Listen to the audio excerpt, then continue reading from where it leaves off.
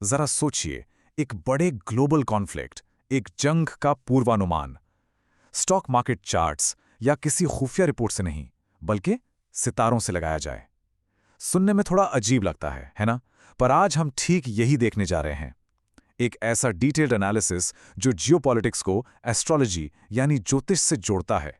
जिस सोर्स की हम बात कर रहे हैं उसकी शुरुआत ही इसी चौंकाने वाले दावे से होती है। ये एक ऐसी भविष्यवाणी है जो एक कहानी की तरह सामने आती है, जिसका हर एक मोड़ सितारों की चाल से जुड़ा हुआ है। देखिए, यहां एक बात साफ कर दें, हमारा मकसद भविष्यवाणी करना नहीं है, बल्कि हम ये समझने जा रहे हैं कि यह सोर्स वैदिक ज्योतिष जैसे एक पुराने सिस्टम का इस्तेमाल करके आने वाले एक संघर्ष की इतनी डिटेल कहानी कैसे तैयार करता है। तो अपना मेन सवाल यह है, आखिर ये डॉक्यूमेंट ग्रहों की पोजीशंस को जमीन पर होने वाले इवेंट से कैसे कनेक्ट करता है। चलिए देखते हैं कि ये ज्योतिष की कहानी कैसे आगे बढ़ती है। ये सोर्स इस पूरे कॉन्फ्लिक्ट को 5 अलग अलग फेजेस में बांटता है, जो एक एस्ट्रोलॉजिकल ब्लूप्रिंट की तरह काम करता है। तो ये रहा वो एस्ट्रोलॉजिकल रोड मैप, जैसा कि सोर्स ने बताया है। ये हमें पहली चिंगारी से लेकर आखिरी शांति समझौते तक ले जाता है। और कमाल की बात यह है कि हर एक कदम किसी न किसी खास प्लैनेटरी इवेंट से जुड़ा हुआ है। चलिए पहले फेज से शुरू करते हैं। तो आइए पहले फेज को देखते हैं। सोर्स के मुताबिक वो कौन सी ज्योतिषीय घटना है जो इस पूरे संघर्ष को शुरू करती है? वो पहली चिंगारी क्या है? तो यहां हमारा पहला कीटा माता है अंगारक योग। अब इसे ऐसे समझिए, जब आप मार्स यानी मंगल ग्रह, जो कि अग्रेशन का प्रतीक है, उसे राहु यानी सर्प का सिर के साथ मिलाते हैं, तो वैदिक ज्योतिष के हिसाब से ये आग और संघर्ष का एक बहुत ही पावरफुल कॉम्बिनेशन बन जाता है। और यहां बात बहुत स्पेसिफिक हो जाती है। मतलब सोर्स सिर्फ गोलमोल चेतावनियां नहीं दे रहा है, वो इस ज्योतिषीय अलाइनमेंट को एक बहुत ही खास मिलिट्री अटैक से जोड़ता है, ऑपरेशन एपिक फ्यूरी, और इसकी एक तारीख भी देता है। उस पहली चिंगारी के बाद ये संघर्ष एक ऐसे पॉइंट पे पहुंचता है जहां से वापसी का कोई रास्ता नहीं बचता। सोर्स इसे ग्रहों का जाल कहता है। और ये हमें इस पूरी भविष्यवाणी के सबसे सेंट्रल एस्ट्रोलॉजिकल आइडिया पर ले आता है, काल सर्प योग। कल्पना कीजिए कि हमारे सोलर सिस्टम के सारे ग्रह राहु और केतु यानी कि पौराणिक सर्प के सिर और पूंछ के बीच में आकर फंस गए हैं। इसको समझने का सबसे आसान तरीका क्या है? इसे एक तरह का प्लैनेटरी लॉकडाउन समझिए। मतलब एक ऐसी सिचुएशन जहां ऐसा लगे कि भाई अब कोई बच नहीं सकता, बाहर निकलने का कोई रास्ता ही नहीं है। और इस लॉकडाउन के नतीजे बहुत गंभीर बताए गए हैं। सोर्स का कहना है कि क्योंकि सूर्य जो लीडरशिप का प्रतीक है और बुध जो बातचीत का प्रतीक है, वो दोनों फंसे हुए हैं, इसलिए डिप्लोमेसी फेल हो जाती है। और इसी वजह से स्ट्रेट ऑफ हॉर्मुज बंद हो जाता है और एक बड़ा एनर्जी क्राइसिस खड़ा हो जाता है। ठीक है, तो हमने शुरुआती चिंगारी और फिर उस ग्रहों के जाल को देख लिया। अब जैसा कि दिख रहा है, कहानी का अगला मोड़ एक छोटा सा ब्रेक है, एक टेम्पररी पॉज, जिसके ठीक बाद एक बहुत थका देने वाली, घिसने वाली लड़ाई शुरू होती है। चलिए देखते हैं कि सोर्स इन फेजेस को ज्योतिष के हिसाब से कैसे समझाता है। यहाँ एक छोटा लेकिन बहुत जरूरी पॉइंट है। सोर्स 2 तरह के ब्रेक की बात करता है। जब तेज चलने वाला चांद इस जाल से बाहर निकलता है तो बस एक छोटी सी राहत होती है, शायद कोई टैक्टिकल पॉज। लेकिन असली अंत तो तब होता है जब वीनस जैसा कोई धीरे चलने वाला ग्रह हमेशा के लिए बाहर निकल जाता है। उस छोटे से ब्रेक के बाद सोर्स के मुताबिक वो जाल फिर से बन जाता है और फिर लड़ाई का पूरा अंदाज ही बदल जाता है। इसे युद्ध का सबसे मुश्किल दौर बताया गया है। एस्ट्रोलॉजी के हिसाब से देखें तो मंगल यानी एग्रेशन का ग्रह जब अस्त शनि यानी मुश्किलों के ग्रह के साथ जुड़ता है तो ये एक धीमी, घिसने वाली और दर्दनाक लड़ाई का संकेत देता है, एक वॉर ऑफ एट्रिशन। और एक बार फिर सोर्स एक खास तारीख बताता है, 20 अप्रैल। इसे एक बड़े ग्रहों के टकराव के तौर पर देखा जाता है, जिसका मतलब एक आखिरी बड़ी मिलिट्री कार्रवाई की कोशिश के तौर पर निकाला गया है। तो इतने संघर्ष के बाद ये सोर्स शांति का रास्ता कैसे दिखाता है? चलिए आखिरी फेज में चलते हैं। सोर्स शांति के प्रोसेस को 3 एस्ट्रोलॉजिकल स्टेप्स में बताता है। पहला, जुपिटर का एक पावरफुल पोजीशन में आना जो बड़े मीडिएटर्स को सामने लाता है। फिर वीनस का आखिरी एग्जिट और आखिर में काल सर्प योग का हमेशा के लिए टूट जाना। अब देखिए, जैसे इस संघर्ष की एक शुरुआती तारीख थी, वैसे ही सोर्स इसके खत्म होने की भी एक बहुत ही स्पेसिफिक ज्योतिषीय तारीख देता है। और वो तारीख है 11 जुलाई 2026। इस डॉक्यूमेंट के मुताबिक ये वो दिन है जब ज्योतिष के हिसाब से शांति का ऐलान होता है। तो हमने ये पूरी एस्ट्रोलॉजिकल टाइमलाइन देख ली है, पर इसका असल मतलब क्या है? इससे क्या समझ आता है? असल में ये सिर्फ अलग-अलग तारीखों का खेल नहीं है। सबसे बड़ी बात यह है कि सोर्स एक पूरी कहानी बना रहा है। एक शुरुआत, एक मिडिल और एक एंड के साथ। और इस पूरी कहानी को ग्रहों की चाल से जोड़ दिया गया है। मतलब एक कहानी सुनाने के लिए ज्योतिष के फ्रेमवर्क का इस्तेमाल किया जा रहा है। और ये हमें एक बहुत बड़े सवाल पर लाकर छोड़ देता है। अगर जंग और शांति जैसी कॉम्प्लेक्स चीजों की कहानी सितारों की चाल में लिखी जा सकती है, तो ये हमारी दुनिया को समझने के लिए पैटर्न्स और सिस्टम्स खोजने की इंसानी फितरत के बारे में क्या कहता है? वाकई में एक दिलचस्प सवाल है सोचने के लिए।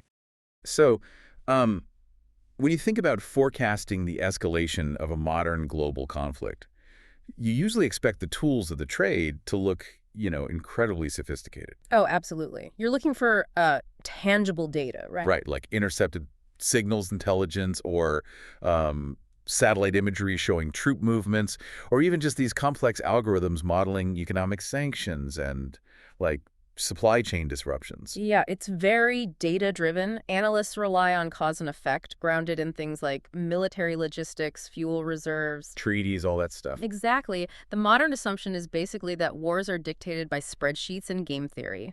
It's a lot like forecasting a massive hurricane.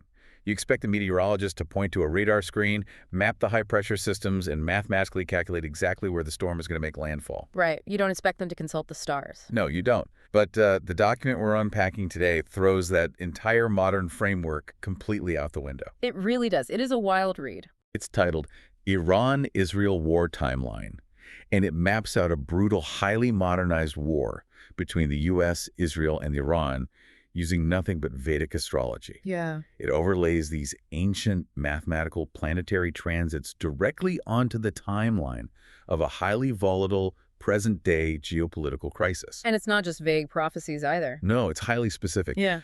We're essentially looking at a forecast for the most devastating storm on the planet, and the data points aren't coming from a satellite, they're coming from the zodiac. It's kind of a staggering piece of synthesis, honestly. The author of this document is utilizing the rigid mathematical structure of Vedic astrology, like specific degrees of planetary alignment, the precise timing of eclipses, complex planetary combinations called yogas, all to explain the structural triggers of this war. And to predict how it ends. Right.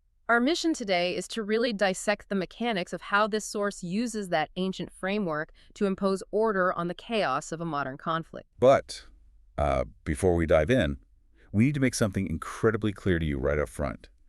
The document sitting between us describes violent, politically charged, real-world geopolitical events. Very serious stuff. Yes. And we are taking a stance of strict, absolute neutrality here. Completely. We are not taking sides, and we are certainly not endorsing any of the military actions, political viewpoints, or ideological stances contained in the original text. No, not at all. That boundary is just essential for our analysis today. Right. We are examining this document purely as an analytical and cultural artifact. We just want to understand the unique structural logic the author is using. We're basically just reading the map we've been handed, acting as guides to the internal logic of the text itself. Exactly. And to read this particular map, we have to orient ourselves in time, because the document's timeline anchors its present-day analysis at a very specific date. March 19, 2026. Right.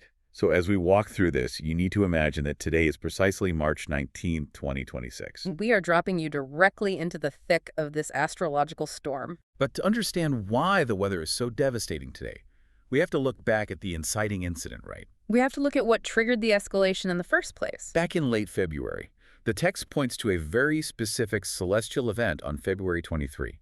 It says Mars enters the sign of Aquarius, but more importantly, it joins a point called Rahu. Yeah, that's a huge deal in this system. The document states this forms the Angarak Yoga.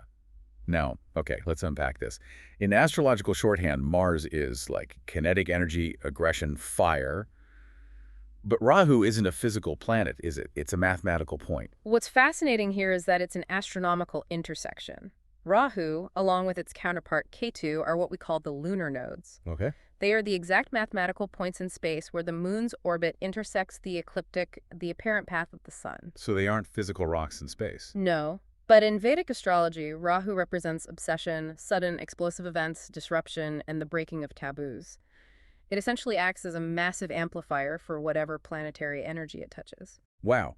So if Mars is the engine of war and aggression, Rahu is essentially a bypassed safety valve on a pressurized steam engine. That's a great way to put it. You combine the two, and you don't just get a fire, you get an uncontrolled, catastrophic explosion. Exactly. And the text argues that this massive buildup of celestial pressure had to find a release valve on Earth. And looking at the timeline, just 5 days after that alignment formed, the earthly flashpoint happened. On February 28th, the U.S. and Israel launched what the text calls Operation Epic Fury. Which is a sudden, massive military escalation. Right. But the framework takes it a step further. It links the climax of this trigger period to an astronomical event on March 3, which is a blood moon eclipse. Yes. And the text uses this incredibly vivid phrase for it. It calls the eclipse the opening of the mouth of the serpent. Which is such striking imagery. The mechanics of an eclipse actually tie directly back to those lunar nodes we just discussed. Oh, really? Yeah, eclipses can only happen when the sun and moon align near Rahu or Ketu. And in the mythology that underpins this whole system, Rahu is the severed head of a cosmic serpent. Oh, wow. Forever trying to swallow the sun and the moon. So an eclipse is quite literally the swallowing of light. And astrologically, the sun represents the king, the government, the sovereign authority. Which maps flawlessly onto the geopolitical event the text attributes to this date. It really does. The document states that during this March 3 blood moon eclipse, the assassination of the Iranian supreme leader and several top officials took place. A leadership was swallowed. It's a massive decapitation of power. The framework isn't just saying things got violent, you know. Yeah. It's arguing that the violence had a specific, localized target, the absolute peak of the authority structure. Perfectly mirroring the celestial darkness of that blood moon. Yeah. The structural logic here really relies on the totality of that power vacuum. The text proposes that the sheer kinetic force of Operation Epic Fury wasn't just random military maneuvering. It was inevitable. Right. It was the direct earthly manifestation of Mars and Rahu operating together, culminating in the dark, consuming energy of the serpent swallowing the head of state. Man. And that explosion of kinetic energy pushes us directly into the radioactive fallout of the present day. We arrive at March 19th, 2026. Today. And the defining characteristic of this moment, according to the text, is complete geopolitical paralysis. It's totally gridlocked. The text describes a celestial condition called Sarp Yoga, which translates roughly to the Serpent of Time. Very ominous. Yeah. As of March 19, every single visible planet is locked in the zodiacal space between Rahu in Aquarius and Ketu in Leo. Every planet is hemmed in on one side of the nodal axis. It creates a stark imbalance in the sky. When all the major planetary archetypes are basically confined to one hemisphere of the zodiac, bounded by the nodes of disruption and release, the astrological interpretation is intense claustrophobia. It feels suffocating just thinking about it. Yeah, and the text explicitly notes that diplomacy is completely dead under this alignment. And the reasoning the text gives for that is fascinating. It says, the sun, representing leadership, and Mercury, representing negotiation and communication, are trapped inside this Sarp Yoga. They are effectively gagged by the serpent. Right. But if all the planets are leaders and negotiators are effectively locked in a room without a key, how does anything happen at all? It feels like a geopolitical escape room where the timer has completely run out. The escape room analogy works up to a point, but it misses a critical factor in how this astrological framework operates. Okay, what's that? In this scenario, the walls of the room are moving. They're constantly tightening the space. Oh, jeez. Right.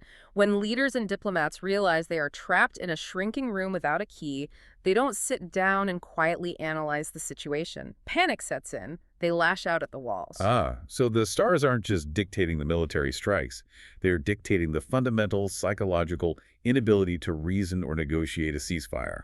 Exactly. The atmospheric pressure forces a reaction. Because reasoned negotiation is blocked, the only available lever to pull is physical retaliation. And the text points to the earthly reality of this trapped state.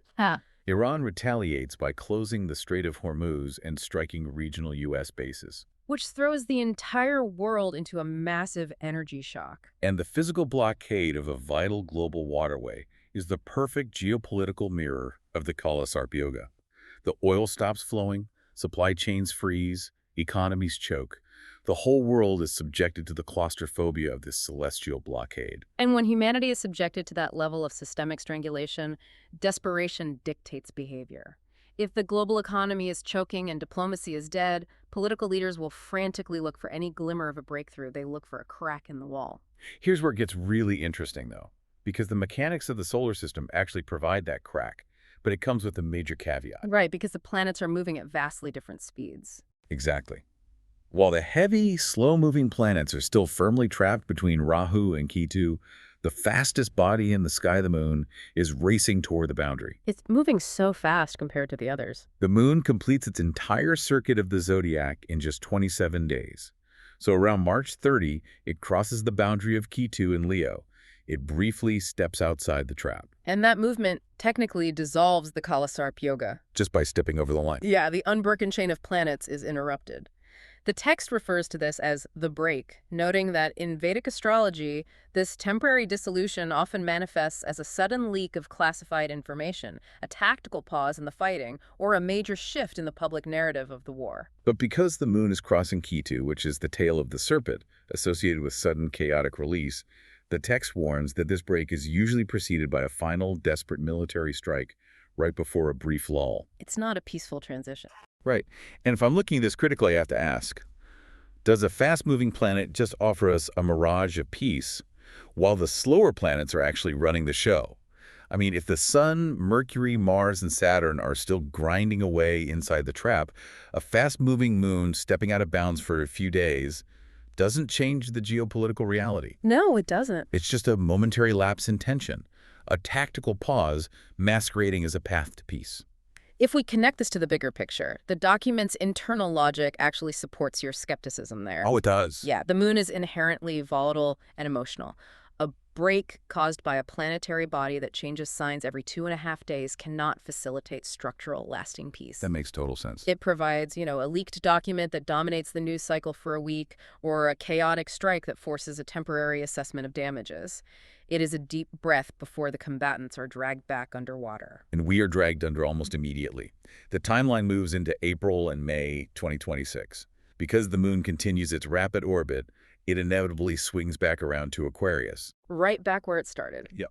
On April 20, it crosses back over Rahu, and the Sarp Yoga violently reactivates.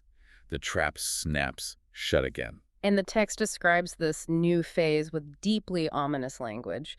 It specifically points to a shift in how the war is fought. Yeah, the nature of the violence fundamentally changes because of a secondary transit happening simultaneously. While the Sarp trap reforms, Mars, our engine of aggression, enters the sign of Pisces. But more crucially, it joins Saturn. Right. And the text specifies that Saturn is combust during this period. Okay, let's break down the astronomy of a combust planet because it completely changes the dynamic. A planet becomes combust when its orbit takes it too close to the sun from our perspective on Earth. It is literally swallowed by the sun's glare. Right. It becomes invisible in the sky. Its physical presence is obliterated by a superior, overwhelming force. Now, Saturn represents time, structure, endurance, and restriction. It's the heavy taskmaster. Yeah. So if you take Mars, the planet of fiery aggression, and force it to operate alongside a weakened, burnt-out, invisible Saturn, you lose the explosive speed of February.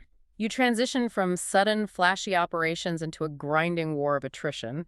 Saturn is the slowest of the visible planets. Its effects manifest through delay and suffering. Wow. So a combust Saturn, stripped of its normal structural integrity, combined with the martial energy of Mars, creates a slog. The conflict shifts to trench warfare, the starvation of supply lines, and a brutal battle of endurance where every single inch of ground costs an immense amount of blood and capital. It sounds horrific.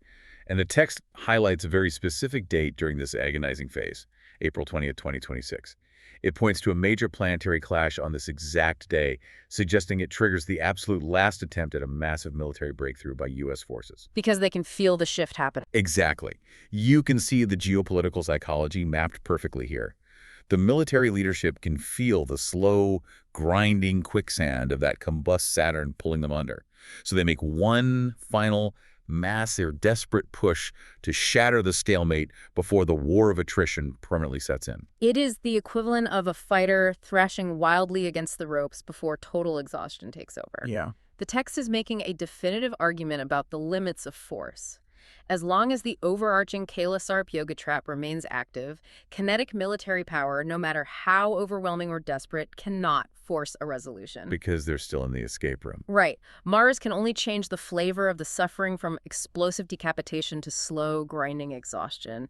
It cannot invent an exit. So what does this all mean? How does a trapped system actually escape? That is the big question. If massive military breakthroughs fail, and the fast-moving moon only offers a temporary mirage, we have to look for a fundamental shift in the planetary weight distribution. We need the heavy players to move. We arrive at the final phase in the document, the exit. The mechanics of the exit require a slow-moving planet to permanently cross the degrees of Rahu or Ketu and stay outside the trap. It requires a sustained disruption of the Sarp geometry. And the first major structural movement happens on June 2, 2026. The text calls this the miracle transit. I love that phrasing. It's dramatic. Jupiter enters the sign of Cancer, and the astrological nuance here is vital. The text notes that in Cancer, Jupiter is exalted. Operating at its absolute highest, most benevolent capacity. Yes, and you don't need a degree in astrology to see the profound shift in archetypes here. We have spent this entire timeline dealing with Mars, the god of war, and Rahu, the node of explosive disruption. It's been all fire and violence. But Jupiter is a completely different entity. Jupiter is the guru. It represents higher law, wisdom, diplomacy, and the mediation of disputes. And that transition from martial force to juridical wisdom is really the crux of the document's conclusion. It's amazing that after all that martial influence, it takes Jupiter to step in. Exactly. The text explicitly states that this exalted Jupiter transit brings the gurus and mediators to the table with, quote, actual power. The military engines fueled by Mars and a combust Saturn have simply exhausted themselves. They burned out. Right. It requires the archetype of higher learning and mediation to lay the groundwork for a functional solution. It is a striking commentary on conflict resolution. Yeah. After billions of dollars spent on munitions, after the explosive Angarak Yoga triggers the war, and the grinding attrition bleeds both sides dry, brute force still can't pick the lock on the geopolitical trap. Never works. It takes Jupiter, the symbol of wisdom, to finally sit at the table. But the text makes a crucial distinction here. Jupiter entering Cancer on June 2 doesn't stop the war that day. No, it doesn't. Jupiter just brings the right people into the room with the actual authority to negotiate the terms. This raises an important question, right? About the roles of these different planetary archetypes. Why does it require the exalted gurus to lay the groundwork on June 2, but they can't actually finish the job? Jupiter establishes the framework for peace, but it doesn't execute the final release. The actual astrological date of the end of the war, the moment the Sarp trap is formally and permanently broken, occurs over a month later. July 11th, 2026. The date of peace. Yes. And the planet that finally crosses the threshold to shatter the trap isn't Jupiter, it's Venus. It's just beautiful. Venus walks across the Rahu and Ketu boundary, ending the Sarp yoga for good. There's an incredible, almost poetic symmetry to that. The entire conflict is sparked by Mars dropping a match into the powder keg in February. And the cycle of retaliation is finally permanently extinguished in July by Venus. The planetary archetype of harmony, relationship, and alliance. It basically walks out of the trap and holds the door open for the rest of the solar system. The document utilizes the inherent meaning of these archetypes to build a comprehensive narrative about the life cycle of a war. It really does. Violence and disruption, Mars and Rahu, they possess the capacity to start a fire and destroy an existing paradigm, but they fundamentally lack the structural capacity to build a new one. Right, they can only destroy. Exactly. It requires the slow, deliberate wisdom of Jupiter to negotiate the new terms and the harmonizing, binding power of Venus to finalize the peace. It is just a remarkable journey to untangle. Let's trace the path this document has laid out for us. We started with the Angarak Yoga trigger in late February, where Mars and Rahu bypassed the safety valve, sparking Operation Epic Fury. A huge kinetic explosion. Right, which culminated in the mouth of the Serpent, the blood moon eclipse that mapped onto the sudden assassination of leadership. The swallowing of the sun. From there, we were dragged into the suffocating reality of March 19, where global diplomacy is paralyzed inside the Sarp trap, mirroring the physical blockade of the Strait of Hormuz and the ensuing global energy shock. And then we examine the mechanical illusion of the fast-moving moon, Right. offering a temporary tactical pause before the trap snapped shut again in April. Ushering in the slow, brutal war of attrition under a combust Saturn, exhausting the military capabilities of all sides. Until finally the heavy planets shifted. The exalted wisdom of Jupiter, brought the mediators to the table in June, establishing the framework, before Venus finally shattered the trap and secured a permanent peace on July 11. It's a massive arc. It is. And, whether you put any stock into the mathematics of Vedic astrology or view it purely as a psychological exercise, analyzing a source like this reveals our deep, hardwired human desire to find order, timelines, and meaning within the terrifying chaos of global conflict. Absolutely. When we are faced with the terrifying randomness of drone strikes, blocked trade routes, and volatile energy markets, we desperately want to believe there is a hidden timeline. We want to believe that even the darkest geopolitical traps have a predictable exit strategy written into the mechanics of the universe. And I think that underlying human impulse might be the most fascinating takeaway of all. I agree. And I want to leave you with a completely different paradigm to consider. We pride ourselves on the complexity of our modern conflicts. We have autonomous drones, cyber warfare, and intricate global supply chains. Very advanced stuff. Right. Yet, the author of this document managed to map the unpredictable escalation and exhaustion of a hypermodern war perfectly onto a 3,000-year-old system of planetary archetypes. That's wild. If an ancient system based on the circular orbits of planets can so cleanly predict the behavior of modern nation-states, what does that say about the nature of human conflict? Oh, that's interesting. According to this source, a fast-moving moon can only offer a brief tactical pause, while it takes the agonizingly slow movement of planets like Venus and Jupiter to secure a permanent peace. In our own lives and real-world politics, do we place too much hope in quick, fast-moving fixes when true resolution requires a much slower, deeper shift in the system?